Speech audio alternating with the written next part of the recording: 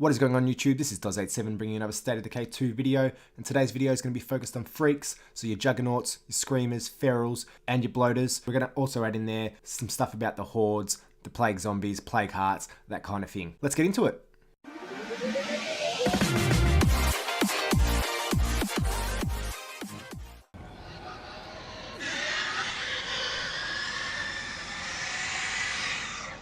Screamers are found primarily at infestation sites. They've got no arms, so they can't attack you per se, but what they can do is they scream, they lure zombies from nearby area, and they'll come down on you pretty hard. So if you've got low stamina or damaged weapons, look out.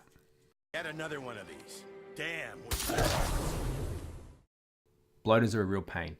They'll blend into the surroundings, they'll look like normal fat zombies.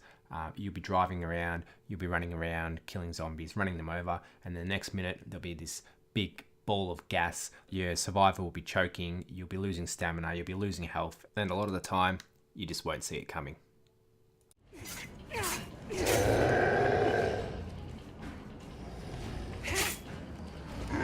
Juggernauts. These beasts are zombies, pretty much wrecking balls on legs. Don't try to hit them with your car, don't even try using a Molotov, because frankly it won't do anything. What I find the best way to attack a Juggernaut, or the way to defeat a Juggernaut, is to get up nice and close, use a melee weapon and whack them a few times, and then use your dodge button to get out of their way, try to avoid their charge, try to avoid them from grabbing you. You definitely do not want a Juggernaut to grab you, especially when you're low on health, because they'll rip you apart, literally. Keep attacking the Juggernaut, keep wailing on them, dodge, dodge, dodge, dodge, dodge, and then eventually you'll get them. You can use higher caliber weapons and grenades and stuff like that, but I like to dodge and hit them with melee weapons, especially if there's no zombies around, because you'll take them out pretty easily.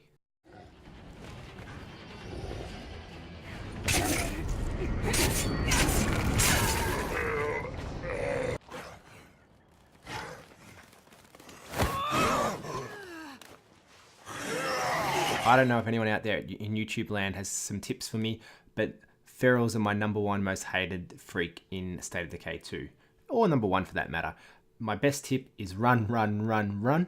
They're agile, they're fast, they dodge attacks, they leap at you and drag you to the ground. They're just bad, bad times. Zombie hordes return in State of Decay 2. You just need to be mindful that when they group together, they create hordes. The hordes are shown on your minimap as a green zombie, and as normal single zombies, they'll just come down on you when you make too much noise, and you just need to be mindful of that. Plague zombies were introduced in State of Decay 2 as a new zombie type. They cause your survivors to become infected with the blood plague. If you leave this unchecked, it will eventually cause your survivors to turn, and then if they're at home, they can cause your other survivors to be infected, and if it causes them to turn, it can cause a domino effect. These blood plague zombies are like a new type of infestation, and they can be found swarming around plague huts. Once killed, these zombies drop plague samples, which can be used to create the cure later on, as long as you have the right facilities and medical supplies. Plague hearts are the new infestation within State of Decay 2. They take a lot of firepower to bring down, and as you move through the game and kill more and more plague hearts, they get stronger. So the more you kill, the stronger they become. When you do attack the plague hearts, even though they don't damage you directly, they do call out and summon other plague zombies, which we've just discussed.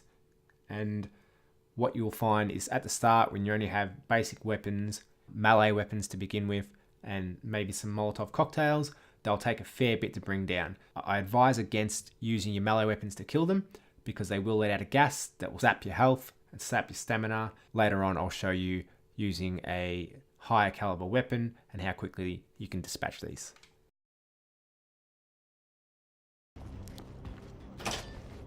Stinks to high heaven in here.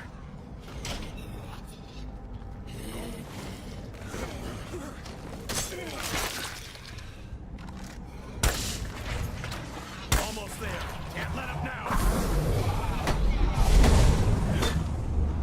That's another one down. I did forget to mention that when you do kill the plague heart, it will automatically kill the surrounding blood plague zombies as well, so you won't have to worry about taking them out after killing the plague heart, which is great. As you also saw in the video, I was using a 50 caliber weapon. 3 shots from that was all it took to take out the plague heart, which makes it a lot easier than wailing on it with a melee weapon or throwing a bunch of Molotovs, or using a pistol.